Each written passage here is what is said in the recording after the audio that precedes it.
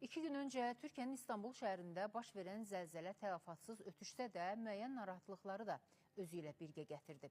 Köhnə binaların yeniləri Müzakirə olunan məsələ tikililərin zəlzələyə davamlılığı yenidən aktuallaşdı. Türkiyə ilə əmlak mütəxəssisi Dəniz Tunca deyir ki, 2000-ci illərdən sonra inşa olunan binaların çoxu zəlzələ standartlarına uyğun tikilib. Eyni şeyi bu tarixdən əvvəl inşa olunanlar haqqında demək isə çətindir. Çok eski evlerimiz var. Bunların yeniden yapılması lazım. Şimdiki bu depremle daha da hızlı olacak.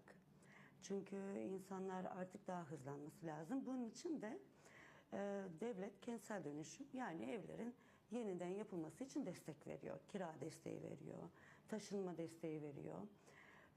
Bundan da çok yer hepsi faydalanıyor. Ekspertlər hər kəsi binaların zamanında yenilənməsinə cəlb olunmasının vacibliyini vurğulayırlar.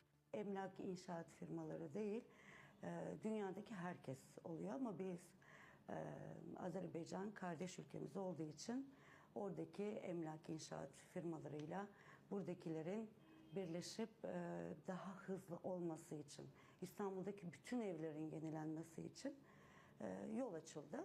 Bundan da çok mutlu olduk. İnşallah daha büyük bir depreme denk gelmeyiz. Gelmeyecek söyleniyor. 6.2 oldu bu deprem. Gene de bir yıkım olmadı.